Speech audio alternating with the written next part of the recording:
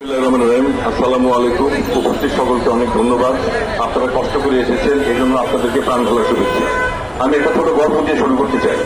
রাস্তায় একটি কুকুর পাগল হয়ে গিয়েছিল, যাকে পেত তাকেই কামড়াতো। তখন একজন লোক ওই কুকুরটিকে লাঠি দিয়ে মারতে শুরু করলো, কুকুরটি জ্ঞান হারালো। আরেকজন লোক ওরে এসে বলল, আপনি এইভাবে এই কুকুরটাকে মারছেন কেন? ওর তো একটা জান আছে, ও কুকুর হয়েছে বলে এভাবে মারবেন? সেই কুকুরটা আবার জ্ঞান ফিরে পেয়ে প্রথমে তাকেই কামড়ালো। তো এই কথাটা বলার কারণ আমি সবশেষে বলবো, আমি এখন বলতে চাই ভুলি নাই দিয়ে। আমরা কিন্তু ভুলি নাই আপনারকে, আমরা কিন্তু ভুলি নাই পিলখানার হত্যা, আমরা কিন্তু ভুলি নাই এতগুলা মানুষকে ডেকে এনে ফাঁসিতে ঝুলানো, আমরা কিন্তু ভুলি নাই অনেক কিছুই। এই অন্যায় অত্যাচার আমার বাড়িটা পর্যন্ত দখল হয়ে গেছে। আমি কিন্তু পরিবর্তে বাড়ি নিয়ে যে দখল করতে চাই নাই। 5 আগস্ট আমাকে অনেকেই বলছে আপনি তো যে বাড়িটা উদ্ধার করতে পারবেন। আমি না, আমি তো আইন হাতে নেব না।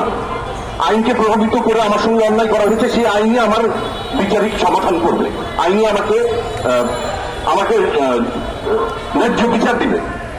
তো এখন যেটা বলছি যে আসল কথা এই যে আপনারা পোস্ট দেন সামাজিক মাধ্যমে, অবশ্যই দিবেন, আপনাদের পোস্ট দিবেন না কেন, আমরাও অ্যাপ্রিসিয়েট করবো।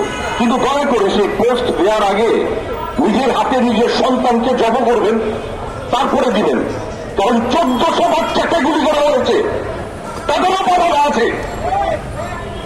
তারা সেই বাবা যদি তাদের বাচ্চাদের শৈল শাসককে তাড়ানোর জন্য রাস্তায় নামিয়ে দিতে পারে, তাহলে আপনাদের যদি এত ভালোবাসা আপনাদের পিতার প্রতি থাকে, আপনার বাচ্চাকে আগে জড়ো করবেন, তারপরে সেই পোস্ট দিবেন।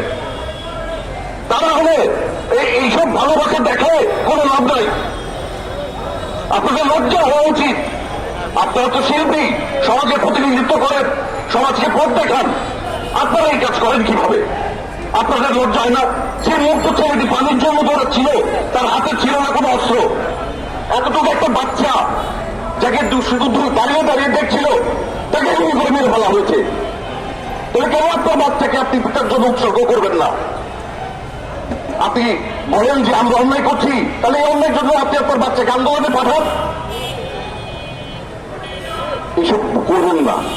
ওই কুকুর হলে তার চিকিৎসা হচ্ছে তাকে গুলি করে ধরে ফেলা, কিন্তু আমরা সেটা করবো না। আমরা তার জন্য চিকিৎসার ব্যবস্থা করব।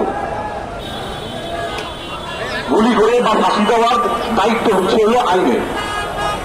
এরবে সবাই ভালো থাকবেন। অনেক বেশি বলে ফেললাম, সবাইকে এই এতটুকু বলে আমি বিদায় নিচ্ছি।